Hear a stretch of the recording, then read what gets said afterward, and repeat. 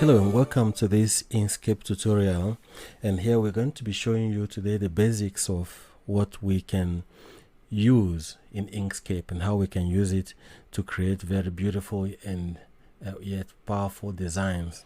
So Inkscape, if you're not familiar with Inkscape, Inkscape is a completely free and open software you can download from the website.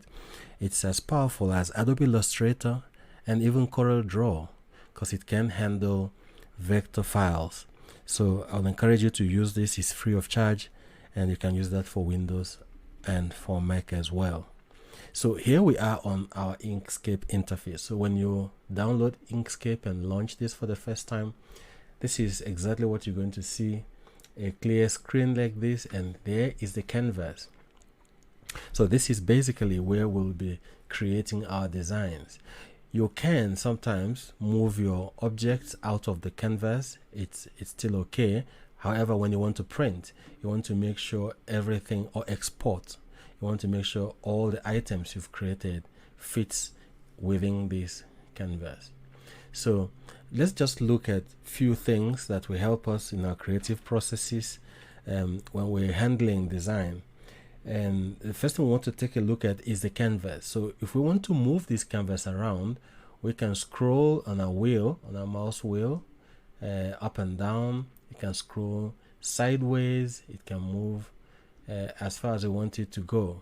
So the purpose of this function is that we are able to put our designs on the page, and when we have many objects, we can move some over to the side and bring them back again as we wish.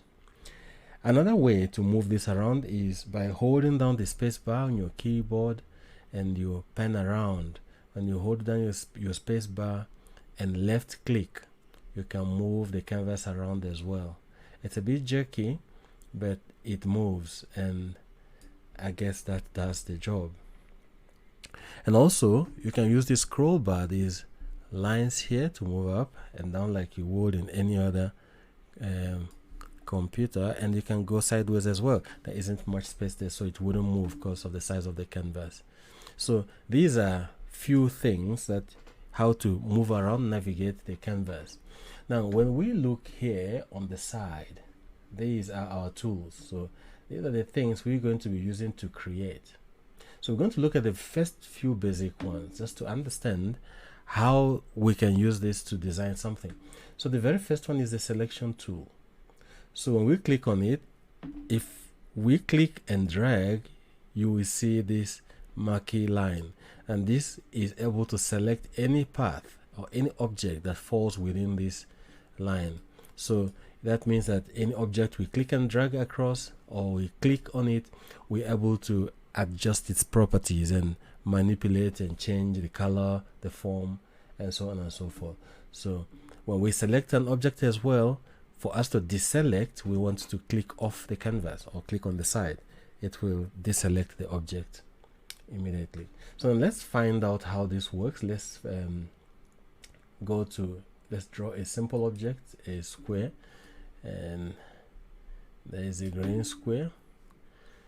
So here's our object. So for us to manipulate this object, I'm simply going to go back to the selection tool, click on it, and now we see our object has some little devices to help us adjust the size. You can drag and move this around, you can stretch it, you can squash it, so you can modify this shape as you please. And there's another one there. You can also pull that as you wish, and sideways, all the angles. We can change the parameters. And notice too, as I drag these up and down, you see the figures up there, right there, they change based on the size, the scale. So right now it's set to millimeters. Also, if you like to change to inches, centimeters, it's up to you, but I prefer working in millimeters and meters. So notice as I pull that, as I change the size, notice how the figures also change at the top, and that's how you adjust the parameters. Now what if you want to make a perfectly symmetrical square? So for instance, let's say you want this square to be the same amount of digits, the same length and the same height as well. So you simply come in here to this box. So let's say we choose the figure 170. We put it there in the height, and we go over there to the width, and we also put 170. And there you have it. We have a perfect square. Now, when we adjusted it earlier, you would have noticed that if you click on this and move it, you cannot control to what extent the height and the width changes. So if you would like to constrain this box so that when you move this, the box moves symmetrically, what you do is you come to this little padlock right here in between the height and the width. You click on it to lock the box. So now that the box is locked, if I grab here and I move as much as I want, the sides are constrained and it will not change. So this is how to change the orientation sideways.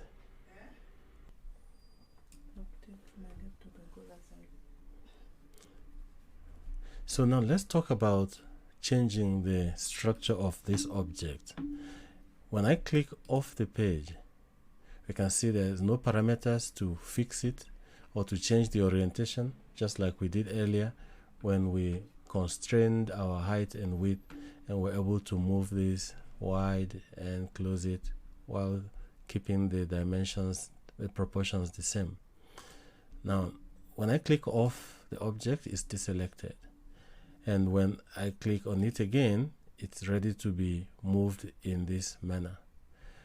But when I click it one more time, you notice that these arrows change. So it means now we can make it go skew. You can drag it that way or this way. Okay, let's undo that. And I can also rotate. You can see the directions of the arrow. It means I can go that way and all around. I'll undo that. Now there's a little dot in the middle. If you see,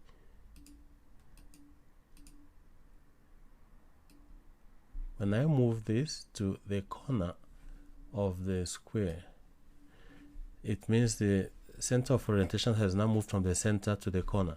Then I can do like this. It goes all the way around and back again. So I'll undo that. And if I would like to make a copy, I can simply left click and say duplicate. And then that gives me a second object. In certain forms of design, you may want to align objects so that they are perfectly aligned together. So for us to see the effect, I would like us to go through quickly the color parameters. So quickly, if you select an object and click here, you notice the color changes. So you can select all your colors here from the palette and change the color as you wish. Now let's assume that I want this object to be right here. Let's fix it at a good position where we can find a similar position for the second object. So let's place the green object at 100, and we want to, that's on the x-axis, and on the y-axis 100, and we hit enter. So that's the position. So in certain types of design, you may want to align the same object precisely above this one. Perhaps it's a smaller object. Let me just make it smaller so we can see the difference.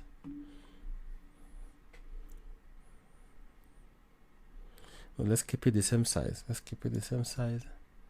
You may want to align this object right on top of this one. So you go back to the same parameters on the x-axis and input 100.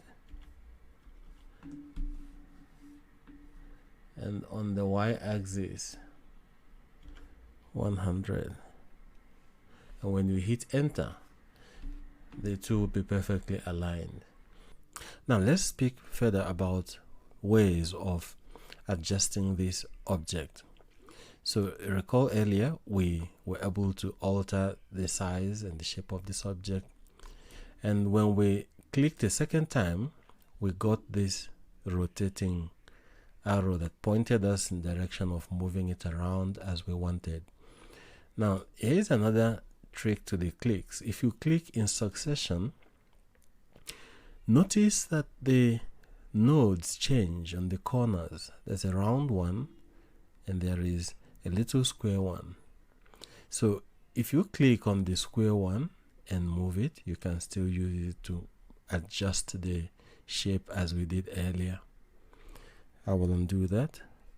But if you use this round one, notice how it rounds off the corners of the square. So I'll click and move like that. So you can use this to adjust the shape. It can turn into almost a circle, and you can take it back.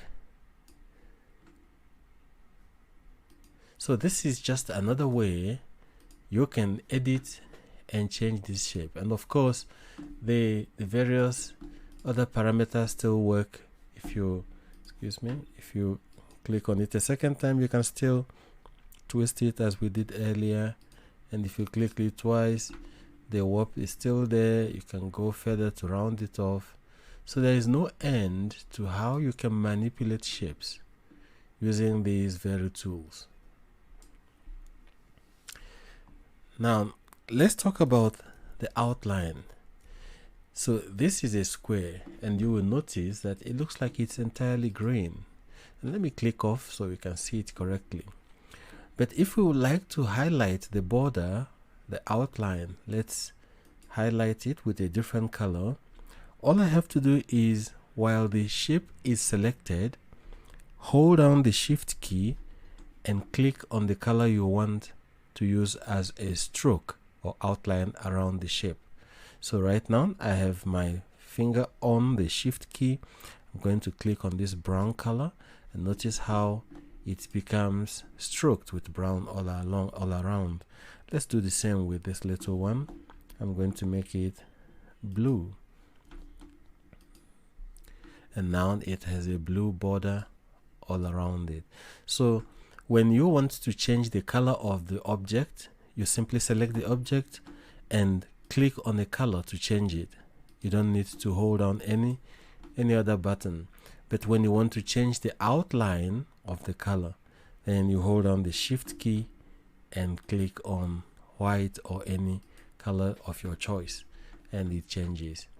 So we're going to discuss shapes and how to deform and manipulate them in our next video, but right now we just wanted to point out these very features because it's going to feature in most of the shapes or all of them, but how it deforms the shape in various objects are different, and that's what we're going to see in our next tutorial. Let me undo, take it back to where it was. Now let's talk about exporting our design, our graphics. So if you'd like to export this, we can either export the entire document as a whole, where we can save it as Inkscape document SVG, and one can open it once again with Inkscape or with Illustrator. But what if you want to export graphics that we would like to use for print or send to a friend? We'll go to File, Export, and then it opens up a diagonal box here. What do we want to export? Want to export a single image, or is it a batch? Now we have a couple of options. We have the document, we have page, and selection. So if we had something selected, you can see the selection becomes selectable as well.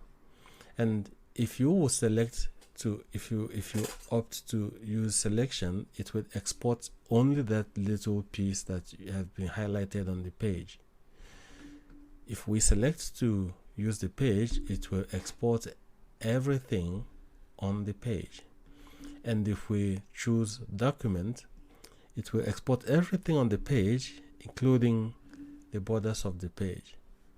So for instance, let's say selection. So as you can see here, out of the 2 objects on our page, only the green one has been selected. So when we go down to the bottom of the page, here is where we can choose what file format we want to export our image. So right now it's set on PNG. Another name for PNG is portable network graphics. It often gives you images with transparent background and is good for many design functions when you want to have a clear transparent background in a scene. So if you click on this drop down arrow, you can have other options.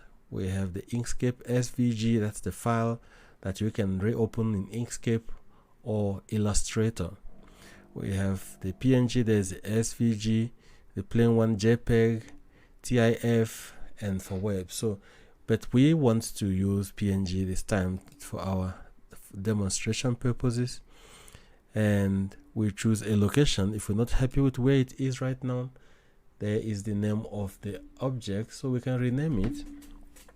Let's call it green box. Okay, so there is our.